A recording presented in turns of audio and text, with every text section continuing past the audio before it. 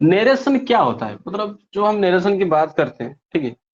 Narration, या फिर हम जिसको कहते हैं डायरेक्ट स्पीच, या फिर उसको इनडायरेक्ट स्पीच में कैसे बदलेंगे, तो ये सब चीजें आज हम पढ़ेंगे, जो कि एग्जाम में काफी ज्यादा पूछता है, ठीक है। तो बात यहाँ पे होती है नरेशन की। देखो, नरेशन कुछ नहीं होता है, किसी की कही हुई बात को हमें अगर किसी और को कहना है, समझना बड़े ध्यान से। किसी की कही हुई बात को जब हम कन्वर्सेशन करते हैं किसी के साथ, तो उसकी कही हुई बात को अगर हम किसी और को कहेंगे, ठीक है, तो हमारे पास दो ऑप्शन होता है। या तो वो जो कहा है उसको उठा के उसको बोल दो, या फिर उसको अपने हिसाब से बदल के बोलो। समझ रहे हो कि नहीं समझ रहे हो मैं जो बताना चाहता हूँ? मैंने कहा कि नेरेशन जो होता है, या फिर हम जिसको डायरेक्ट स्पीच या इनडायरेक्ट स्पीच कहते हैं, किसी की कही हुई बात को अगर किसी और को हम उसको कहेंगे, तो हमारे पास दो तरीका होता है। या तो हम क्या करें, उसी बात को डायरेक्ट लेके उसके सामने चिपका दें, या फिर हम अपने हिसाब से उसको बदल के कह सकते हैं। जैसे मैंने एग्जाम्पल मान लो दे रहा हूं, मैंने लिखा, मान लो यहाँ पे हिंदी में पहले लिखता हूँ। वह कहता है, कमा, जो कहता है उसको इन्वर्टेड कॉमा में अंदर रखो, मैं टीचर हूँ।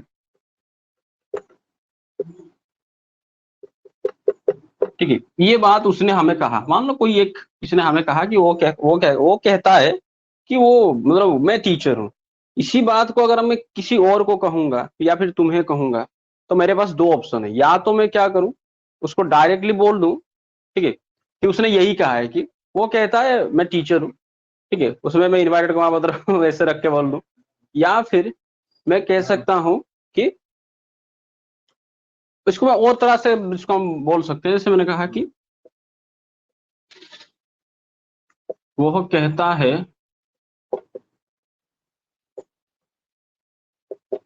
कि, उसके बाद ये कॉमा इन्वर्टर कॉमा वगैरह हटा दिया मैं, वो टीचर है।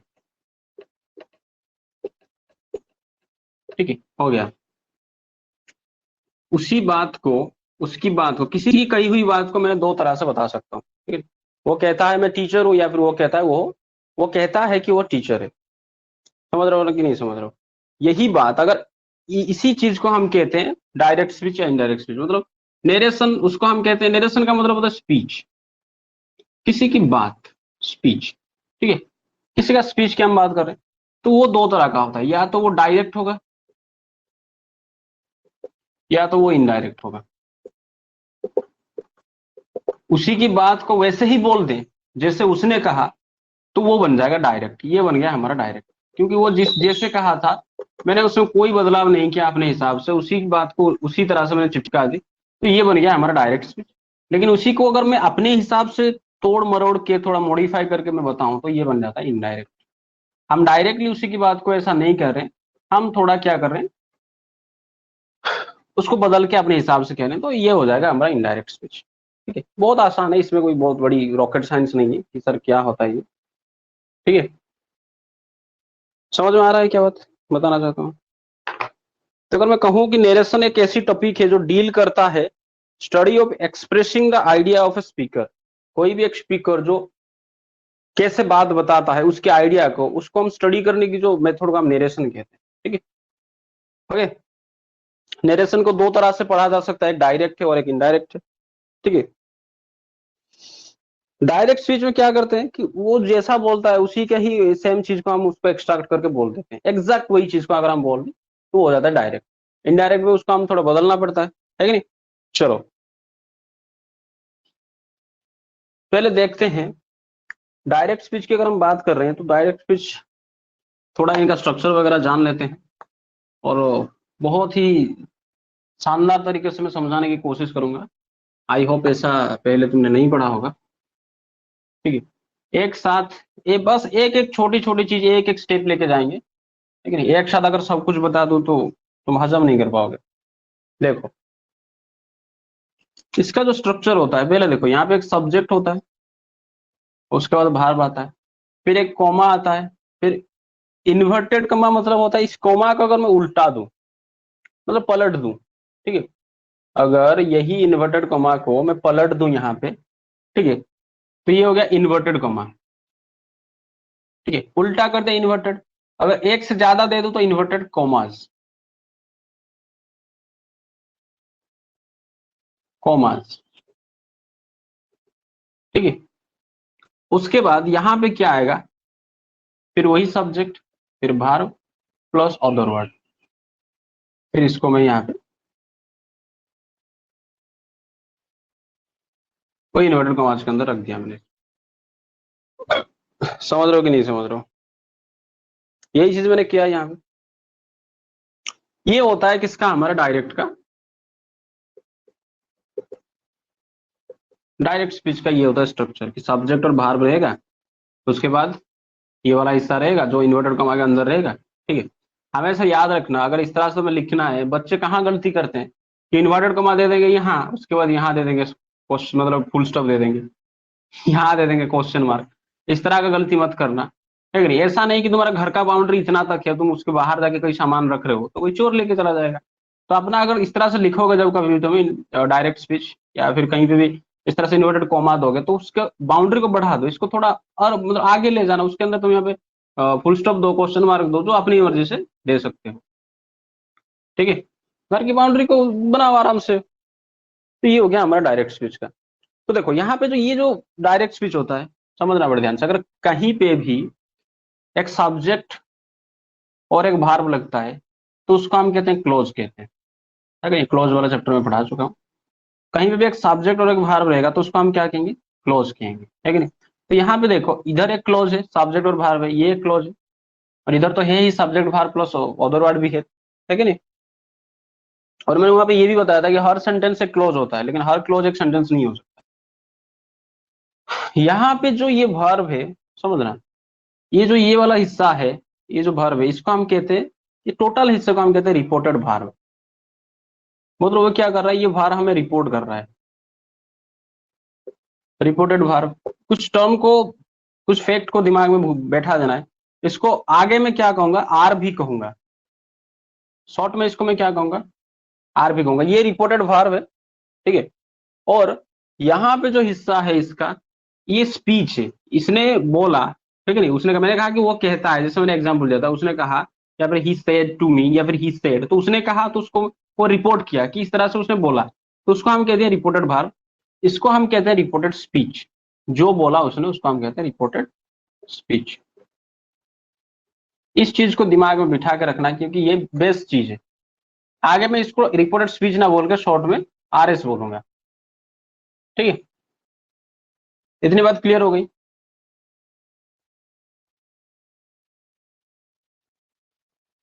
ओके।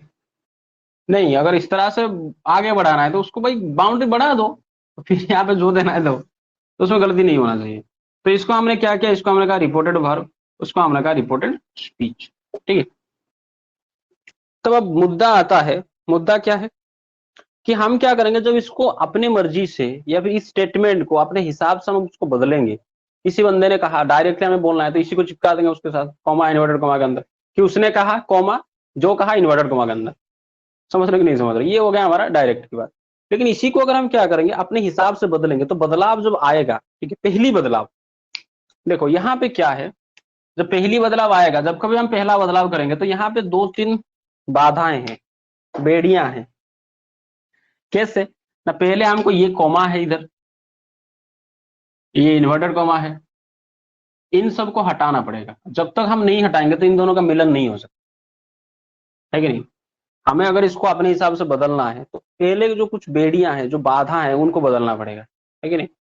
समझ रहे हो कि नहीं समझ रहे हो? जैसे भारत, मतलब मान लो एक एग्जांपल दे रहा हूँ, भारत जब आजाद हुआ था, तो उस टाइम पे हम हाल ही में क्या हुए थे कि हमारा एक फॉरेन कंट्री हम ऊपर रूल कर रहा था, बिजनेस करने के लिए आया था, ट्रेड करने के लिए रूल करने लगा था। जैसे ही भारत आजाद हुआ तो भारत का फॉरेन पॉलिसी पूरा का पूरा स्ट्रिक्ट था कि हम चाहे कुछ भी हो जाए, हम बाहर कंट्रीज के साथ व्यापार नहीं करेंगे। तो हमारा फॉरेन पॉलिसी बाहर के साथ बहुत ही लिमिटेड सोर्स पे चलता था, बहुत एक दो चीजें हम बाहर से मंगाते थे, या फिर कोई भी बाहर से फॉरेन कंपनी को हम यहाँ नहीं बुलाते थे, ठीक है नहीं। और ये 1970s की बात है, तब हमने नारा लगाया कि जय जवान जय किसान, क्योंकि किसान, भारत क्या था, किसान मतलब कृषि प्रधान देश था, है कि नहीं। तो हमारा जो इकोनॉमी पूरी तरह से इस तरह से बंद था, बेड़ियां से, है कि नहीं, कॉमा इन्वर्टेड कॉमा से ऐसे कुछ बंद था। फिर क्या हुआ कि हमको लगा कि अगर मान लो कि बाहर से आएगा हमारे यहाँ पे ट्रेड करने के लिए, तो क्या पता फिर से कब्जा ले हमको। लेकिन फिर क्या हुआ कि हमारे जो पड़ोसी थे, पाकिस्तान और चाइना, वो हमें तंग करने लगे। मतलब जो गोला बारूद टैंक वगैरह जो छोड़ के गए थे, कौन, अंग्रेज, उन्हीं से हम कितना दिन लड़ते, 62 की, 65 की, 48 से 47 की लड़ाई लड़ी हम। उसके बाद हमारे पास कुछ बचा ही नहीं, अब क्या चावल मारते पाकिस्तान के ऊपर, आटा का गोला करके मारते। तो हमको कहा कि नहीं, हमको तो हथियार चाहिए और अलग अलग चीजें चाहिए।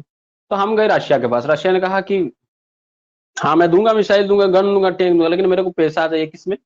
रुबेल में। रशिया करेंसी रुबेल है भाई, वो अपने हिसाब से तो पैसा देगा, हम उसको रुपीज देंगे तो वो क्या करेगा? उसने कहा कि मेरे को यूएसए के पास गए तो उन्होंने कहा हमको डॉलर चाहिए। मैंने कहा हमारे पास तो है ही नहीं, लेकिन फॉरेन रिजर्व हमारे पास था ही नहीं, फॉरेन एक्सचेंज। तो हमको लगा कि नहीं यार, एक काम करते हैं कि हमारे देश को थोड़ा, देश का इकोनॉमी को जो बंद करके रखे हम फॉरेन कंट्रीज को, हमारे फॉरेन कंपनीज को हमारे यहाँ पे घुसने के लिए, तो उसको थोड़ा खोलना चाहिए, है कि नहीं? तो फिर उन्होंने क्या क्या प्लान लाया गया उस टाइम पे, मनमोहन सिंह और जो थे, उन्होंने कहा कि पहले एक विंडो प्लान ला। विंडो प्लान मतलब एक, मतलब पूरा घर हमारा कैसा था, पूरा इंडिया बंद था। उन्होंने कहा कि यहाँ पे छोटा छोटा विंडो करो, मतलब इधर से घुसने दो, एक एक को घुसने दो, है कि नहीं, घुसने दो इनको। फिर देखा कि हाँ, जब कंपनी आई तो धीरे धीरे धीरे धीरे हमारे पास फॉरेन रिजर्व इकट्ठा होता गया। फिर आया गेट प्लान। गेट मतलब पूरी तरह से द्वार को खोल दो, ठीक है, गेट प्लान, ये इकोनॉमी का टर्म है सब। फिर क्या हुआ, जैसे ही गेट प्लान आया, फिर मोदी जी आए, उन्होंने कहा कि टोटली पाचेरी उड़ी थी वो। मोदी जी गए, फॉरेन डायरेक्ट इन्वेस्टमेंट, ठीक है, पूरा का पूरा फॉरेन पॉलिसी पूरा जबरदस्त लिबरल बना। वहीं से टर्म आया। उसके बाद इसी, ये जो शुरू हुआ ना मनमोहन सिंह के टाइम पे, 1990s के टाइम पे, इसको हमने कहा कि ग्लोबलाइजेशन हुआ। इसको हम कहते हैं एलपीजी रिफॉर्म कहते हैं, लिबरलाइजेशन, ग्लोबलाइजेशन एंड प्राइवेटाइजेशन। ये रिफॉर्म आया 1991 में, है कि नहीं? टाइम पे पीवी नरसिम्हा राव थे और मनमोहन सिंह उस टाइम पे हमारा, और ये हमारा फाइनेंस मिनिस्टर थे। समझ रहे हो कि नहीं समझ रहे? तो ये जो बेड़ियां थी इनको हटाया गया, ये जो पाचेरी था, ये जो दीवार था, इसको हटाया गया था कि हमारा इकोनॉमी सस्टेन कर सके दूसरे इकोनॉमी के साथ। लेकिन आज देखो, टॉप 10 इकोनॉमी में इंडिया शुमार है कि नहीं? 5-6 में तो रहता ही है, कभी कभी 6-7 ऊपर ही होता रहता है। तो ये सब इकोनॉमी की चीज है। तुम उसमें से जीएस का चीज है, अगर तुम्हें पीसीएस विशेष की तैयारी कर रहे हो तो अच्छी बात है, ये सब चीज वहां पे आता है। तो बात यहाँ पे हमने की कि इन सबको कैसे हम क्या करें, इनके बीच में जो दूरियां हैं या फिर जो बेड़ियां हैं, इनको हटाएंगे, ठीक है? जिस नियम के तहत इसको हटाएंगे, ध्यान देना, ये जो कॉमा, इन्वर्टेड कॉमास को हम जिस नियम के तहत हटाएंगे, हाँ, ये जो कॉमा, इन्वर्टेड कॉमास को हम इसमें हटाएंगे, तो इसके लिए एक रूल होता है, उसको कहते हैं मास्टर रूल। हालांकि ऐसा नहीं होता है, समझ लो, इसे बस याद रखने के लिए मैं बना दिया। इसको कहते हैं मास्टर रूल। क्या कहते हैं? Master rule. मतलब इनको बदल के इनकी जगह पे हम क्या करेंगे, यही जो ये जगह है यहाँ पे हम क्या करेंगे, कंजक्शन लगाएंगे। जैसे मैं एरो एरो खींच रहा हूँ, वैसे ही खींचते रहो, तभी बाद में समझ में आएगा, नहीं तो भूल जाओगे। यहाँ पे जब हम इन दोनों को जोड़ेंगे, लेकिन इनका जब मिलन होगा, तो बीच में कोई मीडिएटर आना चाहिए कि नहीं चाहिए? मान लो दूल्हा दुल्हन है, शादी होने वाला है, तो बीच में तो कोई आएगा मीडिएटर। मान लो अगर कोई प्यार व्यार का चक्कर नहीं है तो, वरना कोई मीडिएटर की जरूरत ही नहीं होता है। तो ये मीडिएटर को हम जो लाएंगे, जो कंजक्शन को लाएंगे, है कि नहीं, जो यहाँ पे इन दोनों को जोड़ेगा, जो मान लो फिजिकल ग्लू कुछ भी चिपकाएंगे इन दोनों को, तो उसको हम कहते हैं कंजक्शन। ये कंजक्शन थोड़ा बहुत टेंस में भी इसका ग्लिम्स दिया था कि जो जोड़ता है, कंजक मतलब कनेक्ट करता है, उसको हम कहते हैं कंजक्शन कहते हैं। तो यहाँ पे जो कंजक्शन लाएंगे, ये अलग अलग तरह से लगता है कंजक्शन। कैसे लगता है समझना, कैसे कंजक्शन लगता है। ये जो मास्टर रूल के तहत, मान लो मैं यहाँ पे, चलो इसको मिटा देता हूँ, या फिर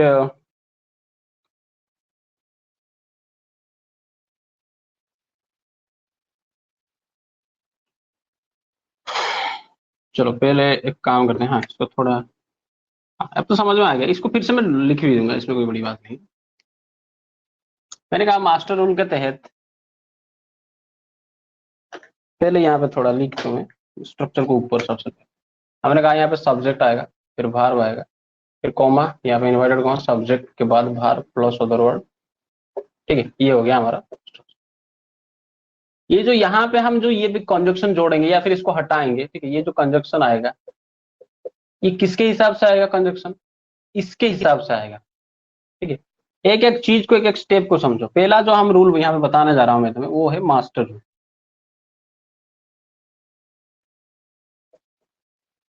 मास्टर रूल क्या कहता है कि ये जो कंजक्शन हम जोड़ेंगे, क्या कंजक्शन जोड़ेंगे, वो किसके हिसाब से जोड़ेगा? इसके हिसाब से। तो यहाँ पे देखो, सब्जेक्ट, भार्ब और ऑब्जेक्ट, अदर वर्ड जो है, ये क्या है, ये एक सेंटेंस है कि नहीं? तो सेंटेंस कितनी तरह का होता है सर? सेंटेंस 5 तरह का होता है कि नहीं? कितनी तरह का? 5 तरह का होता है। पहला सेंटेंस होता है एसर्टिव, दूसरा होता है इंटेरोगेटिव,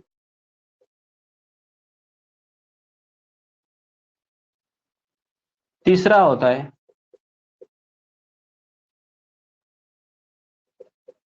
इंपरेटिव, ठीक है, चौथा होता है ऑप्टेटिव, पांचवा होता है एक्सक्लामेटरी। तो इन्हीं के हिसाब से ये जो कंजक्शन ये लगेगा, किनके हिसाब से? इन्हीं के हिसाब से, ठीक है। कैसे कैसे लगेगा थोड़ा देखो, मैं इसका ट्रेलर दिखा देता हूँ। मान लो, ध्यान देना,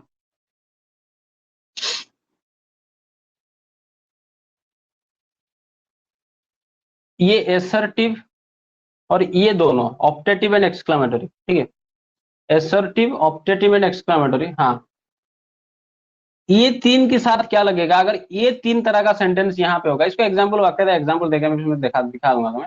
यहाँ पे एसर्टिव होगा, या यहाँ पे ऑप्टेटिव होगा, यहाँ पे एक्सक्लामेटरी सेंटेंस होगा, तो इनके लिए ये जो कंजक्शन यहाँ पे हम ग्लू जिसको चिपकाएंगे, जो मीडिएटर बनेगा वो बनेगा दैट। क्या बनेगा? दैट बनेगा, ठीक है। इंपैरेटिव अगर तुम्हें कहीं कहीं पे भी दिखे, उसमें तुम लगा तो टू लगाना। क्या लगाओगे? टू। क्या लगाओगे? टू लगाओगे, ठीक है। जबकि हम इंटरोगेटिव की बात करते हैं, इंटरोगेटिव देखो दो तरह का होता है। अगर मान लो इंटरोगेटिव कहीं पे भी ऑक्सिलरी वर्ब से शुरू हुआ है, ऑक्सिलरी वर्ब से शुरू, मतलब वो क्या है, यस नो क्वेश्चन है। ऑक्सिलरी वर्ब मतलब ई से शुरू हुआ होगा सेंटेंस, डू से शुरू हुआ होगा, है कि नहीं, ई से, डू से, आर से, है कि नहीं? समझ रहे हो कि नहीं समझ रहे हो? ये सिर्फ जो ऑक्सिलरी वर्ब है उनसे अगर सेंटेंस शुरू हो रहा है तो उसको हम क्या कहते हैं? यस नो क्वेश्चन कहते हैं, है कि नहीं? स्पोकन में बहुत बार करवा चुका हूं। इससे अगर शुरू हुआ होगा, ठीक है, यस नो क्वेश्चन अगर होगा वो, तो वहां पे भी दो चीज लगेगा, इफ लगेगा और एक वेदर लगेगा। इफ और वेदर, क्या लगेगा? इफ और वेदर। तो कहाँ पे इफ लगेगा, कहाँ पे वेदर लगेगा? 90% चांस हो गया, मैं बता दूंगा जब करवाऊंगा। 90% केसेस में इफ लगता है, सिर्फ 10% केसेस में वेदर लगता है, वेदर, ठीक है। समझ में आया? इफ और वेदर लगेगा। अगर इंटरोगेटिव सेंटेंस होगा तो यहाँ पे क्या करोगे, जो डब्ल्यूएच, मतलब ये डब्ल्यूएच क्वेश्चन होगा इंटरोगेटिव। दूसरे एक ये नो होता है, एक डब्ल्यूएच क्वेश्चन होता है। अगर डब्ल्यूएच क्वेश्चन होगा तो उसको क्या करोगे, सेम डब्ल्यूएच वर्ड को चिपका देना, सेम डब्ल्यूएच वर्ड, इसमें कोई दिमाग नहीं लगाना है, same WH word.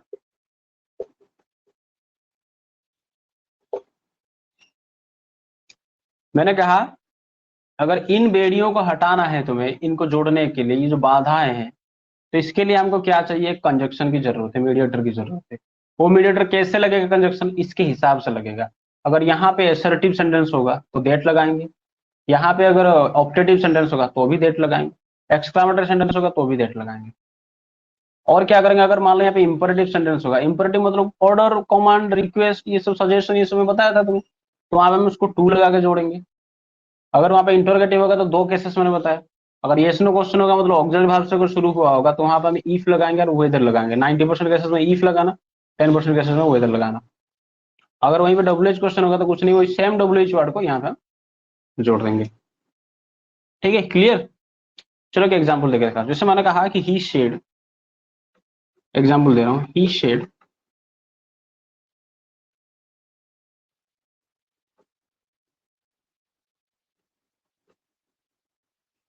I am a student.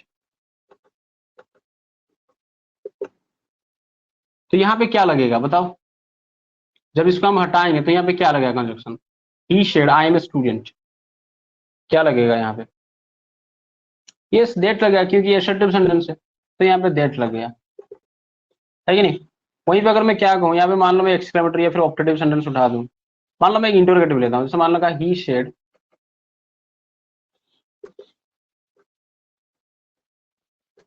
Do you know मी, क्या आप मुझे जानते हैं, डू यू नो मी, यहाँ पे क्या लगेगा, क्या ये यस नो क्वेश्चन है, तो यहाँ पे इफ या वेदर लगेगा, है कि नहीं, इफ या वेदर लगेगा। हाँ, वहीं पे अगर मान लो यहाँ पे इंपरेटिव सेंटेंस होगा, मान लो ही शेड, उसने कहा कि shoot the door, shoot the door, तो यहाँ पे क्या लगेगा, ये वाला हिस्से में यहाँ पे लगेगा टू लगेगा, हाँ, है कि नहीं। वहीं पे अगर एक्सक्लेमेटरी सेंटेंस लगेगा he said how beautiful is the rain, तो क्या लगेगा, सिंपली दैट लगेगा। एक्सक्लेमेटरी सेंटेंस में होता है how beautiful is the rain, that लगेगा, सिंपल सी बात। ऑप्टेटिव क्या होता है, जैसे मान लो उसने कहा he said may God bless you, तो देखो ये ऑप्टेटिव सेंटेंस है, विश करना, प्रे करना, किसी को ये करना, उसको यहाँ पे भी क्या लगेगा, दैट लगेगा, ठीक है।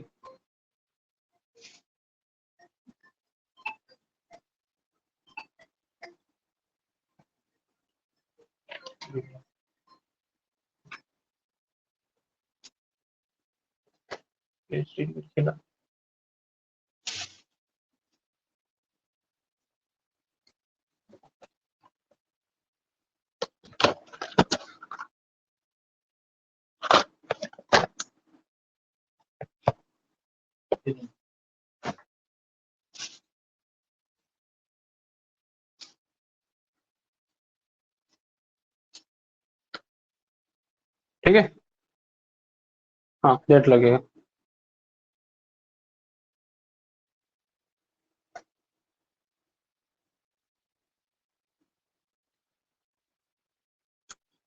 समझ में आ गया, चलो आगे बढ़ते हैं।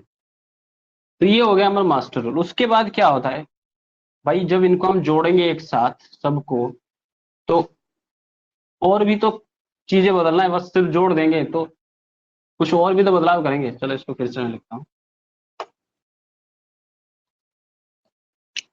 मान लो यहाँ पे है हमारा स्ट्रक्चर के सब्जेक्ट, फिर भार में, फिर यहाँ पे सब्जेक्ट भार अदर वर्ड, ठीक है। देखो यहाँ पे हम क्या करेंगे, सब ये इधर भी सब्जेक्ट है, इधर भी सब्जेक्ट है, ये क्या है हमारा आर भी है, ये हमारा आर एस है, रिपोर्टेड वर्ड रिपोर्टेड स्पीच है, ठीक है। अगर इसको हम क्या करेंगे, अगर इसको हम बदलेंगे, सेकंड वाला जो इसको, जिसका जो नियम है उसको हम कहते हैं सेकंड वाला जो नियम, मतलब इसका पर्सन, इसका पर्सन, है कि नहीं, और इसका ऑब्जेक्ट, इसका पर्सन, ये सब जो चीजें चेंज होगा, इसके अपने हिसाब से बदलेंगे, सब कैसे बदलेंगे, तो ये जो बदलने की रूल होता है इसको हम कहते हैं जेनेरिक रूल। वहां पे हम क्या करेंगे, क्या क्या बदलेंगे, उसका पर्सन बदलेंगे, उसका टेंस बदलेंगे, और उसका अदर वर्ड्स जो होगा, मतलब ये पर्सन हम बदले, टेंस मतलब क्या बदलेंगे, भार को बदलेंगे, भाई भार भी तो टेंस को शो करता है, और ये जो अदर वर्ड है इन सबको जो हम चेंज करेंगे, ठीक है, ये सबको जो हम चेंज करेंगे उसके लिए जो कानून होता है उसका हम कहते हैं जेनेरिक रूल, ठीक है। देखो जेनेरिक रूल में क्या क्या बदलेंगे, हम पर्सन को चेंज करेंगे, मतलब यहाँ पे जो पर्सन होगा, यहाँ पे सब्जेक्ट में जो पर्सन होगा, या फिर यहाँ पे ऑब्जेक्ट में कुछ पर्सन होगा, तो इनको हम बदलेंगे, है कि नहीं। ऐसे हम नहीं जोड़ सकते, ऐसी मतलब तो गलत हो जाएगा, सिर्फ हमने यहाँ पे ग्लू देकर चिपका दिया तो गलत हो जाएगा, जिसको हम कंजक्शन कहते हैं। पर्सन को चेंज करेंगे, या फिर हम उसका टेंस को भी चेंज करेंगे, है कि नहीं, ये वाला जो टेंस होगा इसको चेंज करेंगे, या फिर जो ये अदर वर्ड है इनको भी चेंज करेंगे। तो इनको भी चेंज करने के लिए जो रूल होता है उसको हम कहते हैं जेनेरिक रूल। क्या कहते हैं, जेनेरिक रूल, ठीक है। इसको कैसे बदलेंगे, देखो ध्यान दें, पहला वाला एक एक चीज को आराम आराम से पढ़ेंगे, ठीक है। पहला वाला मैंने कहा पर्सन को चेंज करेंगे, ध्यान देना, पूरी तरह से अपना पूरा कॉन्सेंट्रेशन यहीं पे देना। अगर मैं बात करूं पर्सन की, पहली बात आती है, देखो पर्सन दो तरह का होता है, तीन तरह का होता है, फर्स्ट पर्सन, सेकंड पर्सन और थर्ड पर्सन, है कि नहीं। तीन तरह का पर्सन होता है। पहला जो नियम, मतलब पहला जो नोट तुम लिख दो, जैसे मैं कह रहा हूं ऐसा ही लिख दो।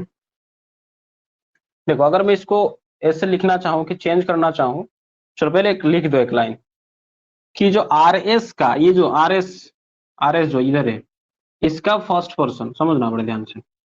अगर रिपोर्टेड स्पीच का फर्स्ट पर्सन,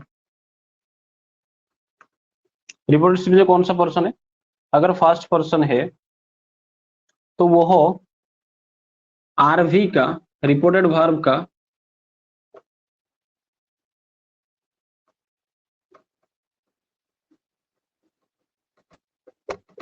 सब्जेक्ट के हिसाब से बदलता, सब्जेक्ट के अनुसार।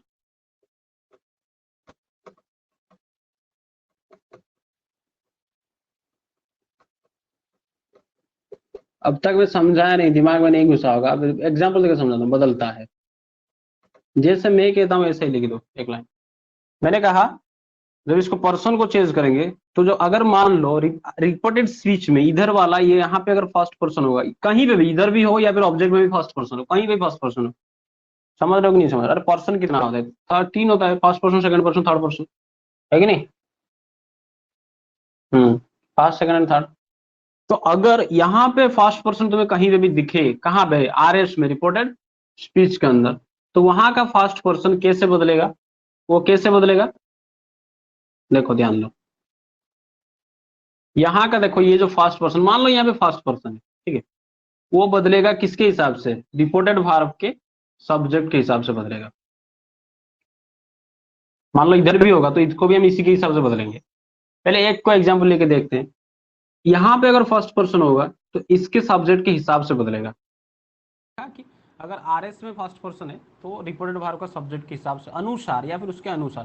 देखो के अनुसार का मतलब कुछ नहीं होता है, के अनुसार का मतलब कुछ नहीं होता है, बस उसका मतलब होता है उसको काट के उसी को लाके चिपका देना है यहाँ पे, ठीक है, उसको काट उसको लाके चिपका देना है।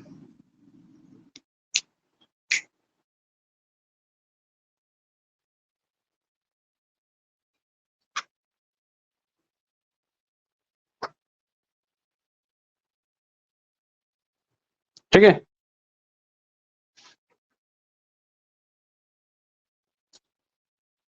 हेलो, हाँ नमस्कार, ସନ୍ଧ୍ୟା ସନ୍ଧ୍ୟା ସେ 8ଟା ପରେ, 8ଟା ପରେ, ହଉ ଠିକ ଅଛି ତାହେଲେ, 8:30। ନାଇଁ ନାଇଁ କାମ ଅଛି। ହୁଁ।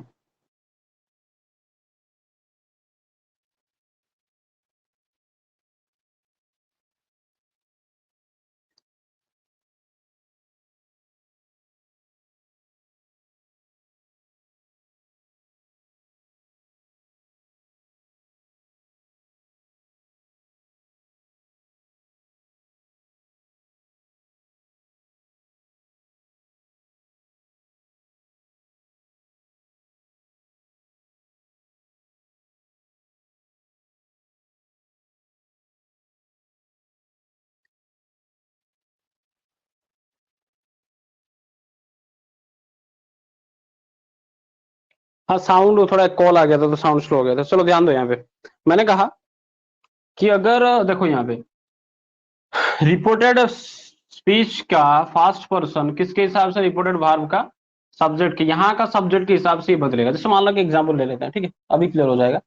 मैंने कहा कि ही शेज, मान लो एक एग्जाम्पल हम लिया कि ही शेज, चलो इसको दूसरे मार्कर से लिखता हूँ, ही शेज, ठीक है। उसने कहा ही सेज, अच्छा यहाँ पे फर्स्ट पर्सन डालना है हमको, है कि नहीं। He says I am honest,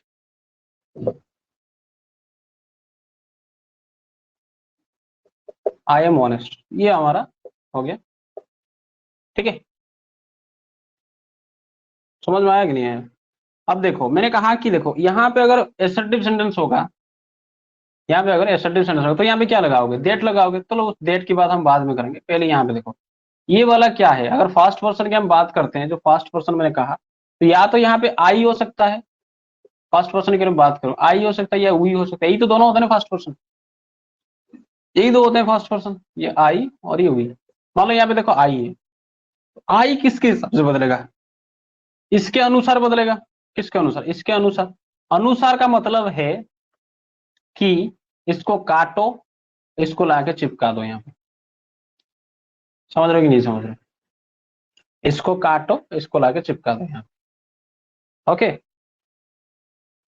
तो जैसे मैंने कहा कि उसने कहा ही सेज, यहाँ पे बीच में क्या लगाएगा, डेट लगाएंगे हम, यही लगाएंगे ना, डेट लगाएंगे। मैंने कहा कि एसर्टिव में डेट लगाएंगे, तो इसके बाद आई के बाद हम क्या लगाएंगे, ही लगा देंगे यहाँ पे, ही है कि नहीं। उसके बाद डॉट डॉट डॉट डॉट करके रख दो, क्योंकि भार्ब कैसे लगाओगे ये हमको नहीं पता। ही या मान लो ऑनेस्ट को हम ऑनेस्ट रख दिए, भार्ब क्या लगाओगे अब तक मैंने नहीं बताया, बस डॉट डॉट डॉट। आया कि नहीं आया?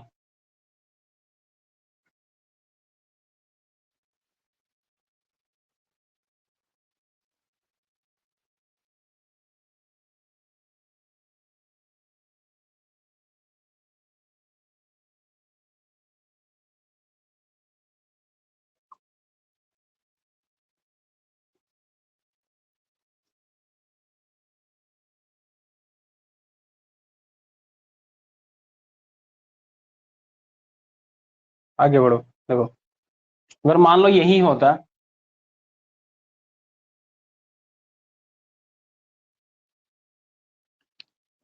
ही सेज, ठीक है,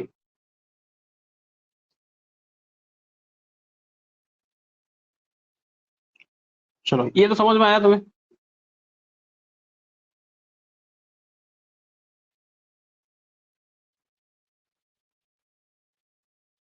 आगे बढ़ते हैं, तो ये हो गया फर्स्ट पर्सन की बात। मान लो मैं अगर मैं बात करूं सेकंड पर्सन की बात, मान लो यहाँ पे रिपोर्टेड स्पीच में कोई सेकंड पर्सन होगा। सेकंड पर्सन मतलब क्या होता है, यू होता है कि नहीं। मान लो यहाँ पे मैं लिखा सब्जेक्ट के बाद भार, फिर यहाँ पे सब्जेक्ट भार प्लस अदर वर्ड, ठीक है। यहाँ पे अगर क्या होगा, यू होगा, मतलब सेकंड पर्सन होगा। और यहाँ पे मैंने लिखा कि यहाँ पे ऑब्जेक्ट हो।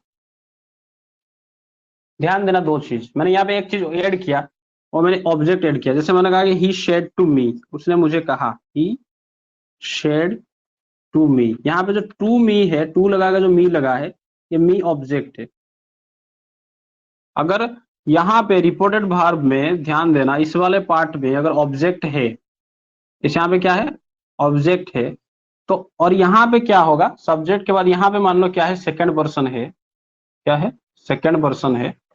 तो इसको हम जब बदलेंगे, कैसे बदलेंगे, जब इसको हम बदलेंगे, तो चलो एक लाइन लिख दो,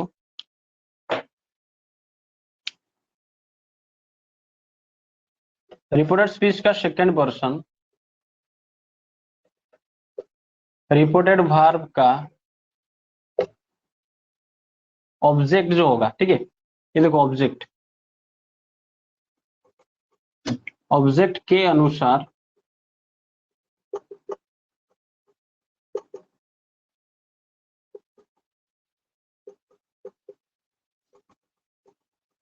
बदलता है, ठीक है। रिपोर्टेड वर्ब का ऑब्जेक्ट के अनुसार बदलता है। देखो एक चीज तुम्हें दिमाग ध्यान में आएगा, सर यहाँ पे तो ऑब्जेक्ट नहीं था, यहाँ पे तो ऑब्जेक्ट नहीं था, है कि नहीं। तो यहाँ पे क्या करेंगे, जो ऑब्जेक्ट नहीं था वो आगे बताऊंगा मैं, ठीक है, उतावला मत बनो। जो ऑब्जेक्ट नहीं होगा तो क्या करोगे, तो वो भी बता दूंगा। अगर मान लो यहाँ पे ऑब्जेक्ट है और यहाँ पे सेकंड पर्सन है, तो ये किसके हिसाब से बदलेगा, इसी के हिसाब से बदलेगा, ठीक है। जैसे मान लो मैंने कहा ही सेड टू मी, उसने मुझे कहा, ठीक है। एक चीज ध्यान देना, उसने मुझे कहा कि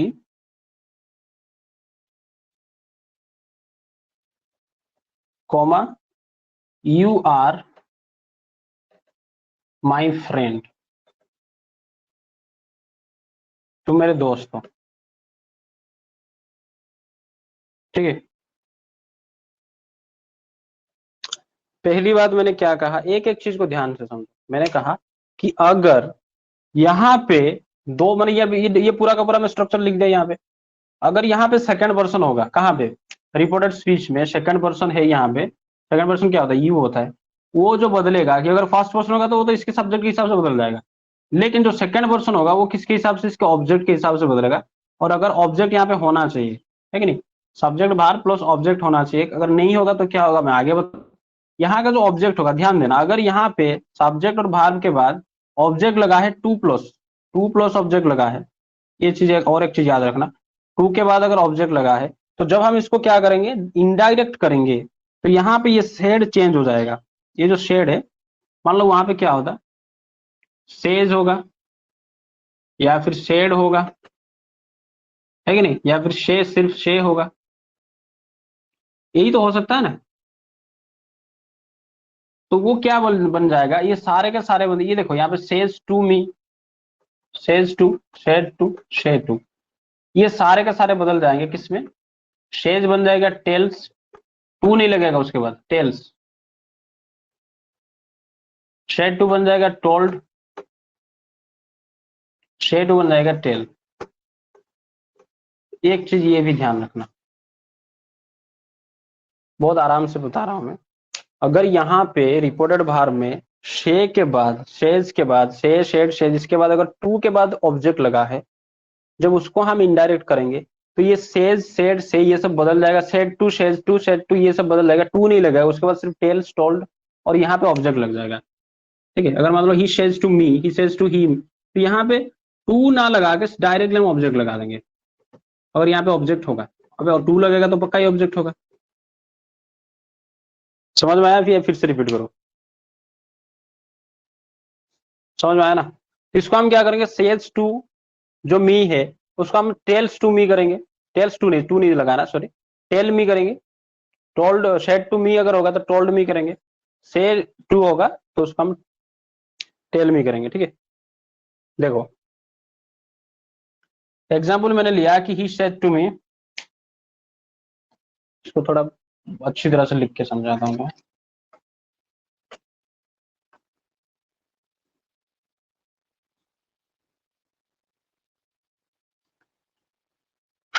उसने मुझे कहा कि ही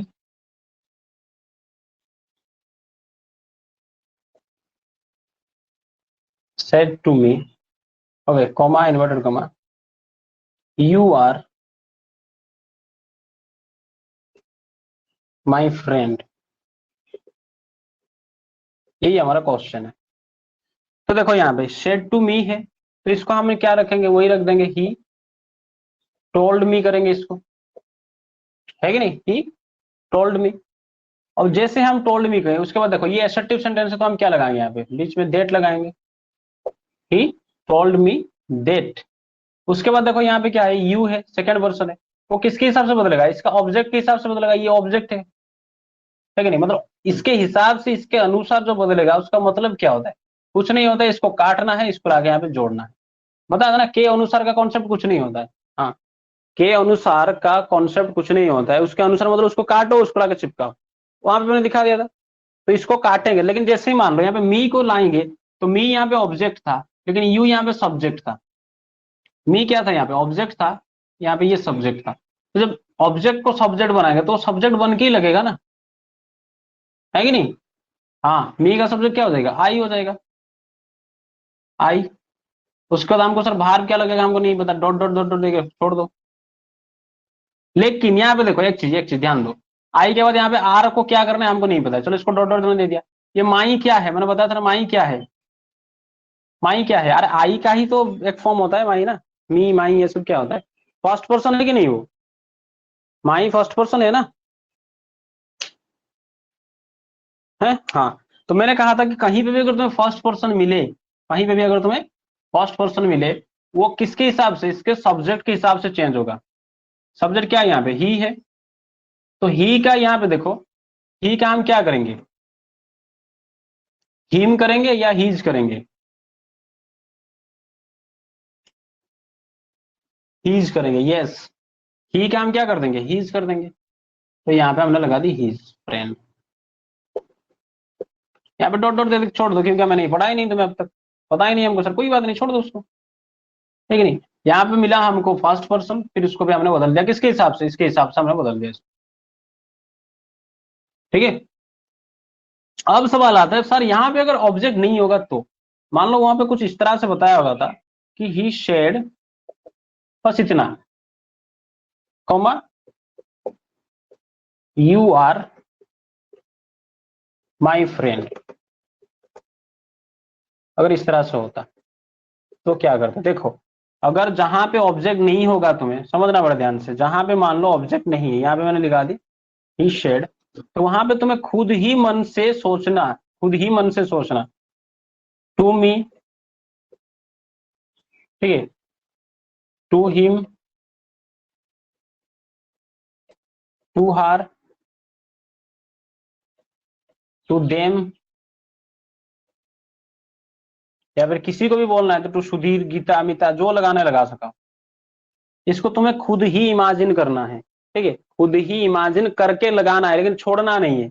यहाँ पे सेकंड पर्सन होगा और यहाँ पे सिर्फ इस तरह से अगर दिया गया होगा, तो यहाँ पे टू लगा के तुम्हें खुद से सोचना पड़ेगा कि सर क्या, सेंटेंस के नेचर के हिसाब से, सेंटेंस के नेचर के हिसाब से, ठीक है, कंफ्यूज मत होना, सेंटेंस के नेचर के हिसाब से इसको सोचो कि पहले क्या सेंटेंस दिया है। मान लो देखो, अगर यहाँ पे तुम यहाँ पे मी सोचे, ठीक है, देखो ध्यान दो कैसे, मान लो अगर कॉम्पिटेटिव एग्जाम में इस तरह का सवाल आए, अगर एग्जाम में 4 ऑप्शन दिया गया होगा, एग्जाम में अगर 4 ऑप्शन दिया गया होगा, तुम देखना इनमें से किसी भी को भी हो, अगर टू मी होगा तो ये क्या हो जाएगा, मी कन्वर्ट हो जाएगा किसमें, आई में, टीम होगा तो ही हो जाएगा, हार होगा तो शी हो जाएगा, देम होगा तो दे हो जाएगा, है कि नहीं, ऐसे तो होगा ना। फिर माई क्या होगा, माई तो इसके हिसाब से कन्वर्ट हो जाएगा,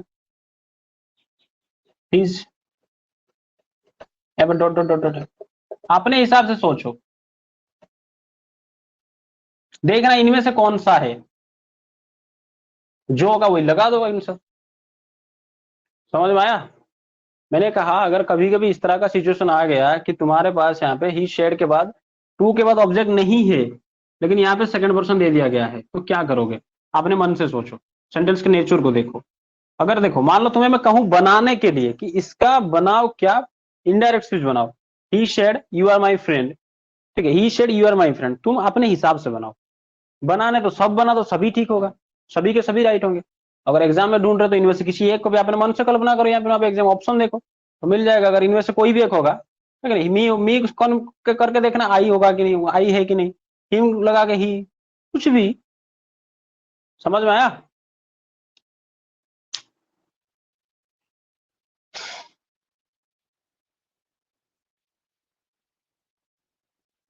आगे बढ़ते हैं, तो ये हो गया सेकंड पर्सन की बात, चेंज इन पर्सन। वहीं पे अगर क्या होगा, यहाँ पे थर्ड पर्सन होगा, कहाँ पे, यहाँ पे तीसरा वाला लिख दो नोट, कि अगर आर एस रिपोर्टेड स्पीच का अगर उसमें थर्ड पर्सन है, थर्ड पर्सन मतलब क्या, ही होगा, शी होगा, कोई नेम होगा, है कि नहीं, अगर थर्ड पर्सन है उसका कोई चेंज नहीं होता है, नो चेंज, मतलब आरएस का थर्ड पर्सन को रिपोर्टेड वर्ब कोई प्रभाव नहीं डाल पाता है, वो ऐसा ही रहता है, नो चेंज। उसका अगर मैं एक एग्जांपल दूं तो यहाँ पे देखो कि ही सेज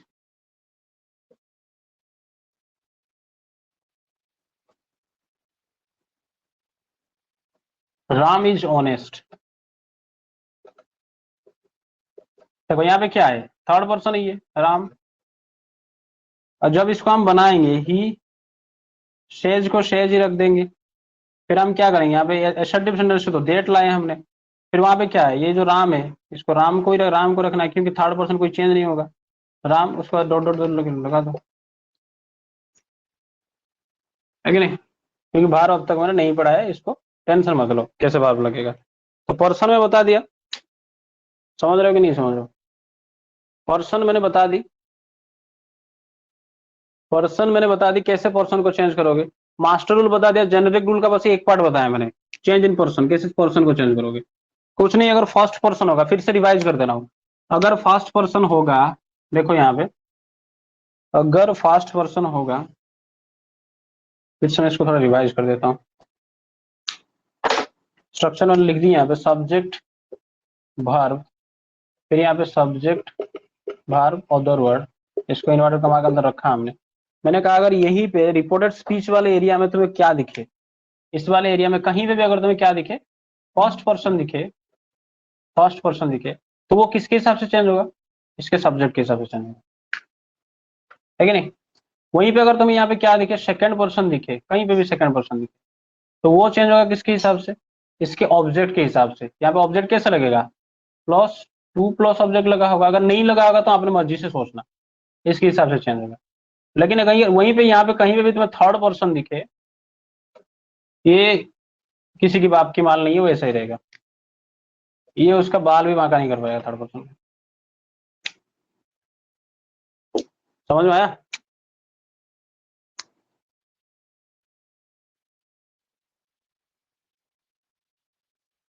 हाँ, सेकंड पर्सन रिपोर्टेड वर्ब का ऑब्जेक्ट के हिसाब से बदलता है, ठीक है? चलो, आज थोड़ा बस कम टाइम के लिए इंट्रोडक्शन क्लास ले ली मैंने, कल से इसको पूरी जोरों जोरों से पढ़ेंगे हम, किस तरह से, और आगे आगे बताऊंगा टेंस किसके हिसाब से चेंज होगा, और अदर वर्ड्स को कैसे हम चेंज करेंगे, ठीक है? और एक वर्ड आता है अदर वर्ड के लिए, और एक चीज होता है, उसको कुछ बताऊंगा कल, स्पेशल रूल होता है, एक मास्टर रूल, एक होता है जेनरिक रूल, तो मैं एक पार्ट बताया थोड़ा, फिर आगे बताऊंगा। चलो ठीक है, समझ में आ रहा है कि नहीं आ रहा है? आराम आराम से, अगर एक साथ में बोल दूं ना कि इसको इसके हिसाब से बदलो, उसको इसके हिसाब से बदलो, सुसाइड कर लोगे सब। पागल हो जाओगे, फिर बोलोगे कि जिंदगी भर हमको पढ़ना ही नहीं नरेशन, ठीक है? आराम आराम से एक एक चीज को ध्यान रखो। चलो फिर मिलेंगे नेक्स्ट क्लास में, जय हिंद।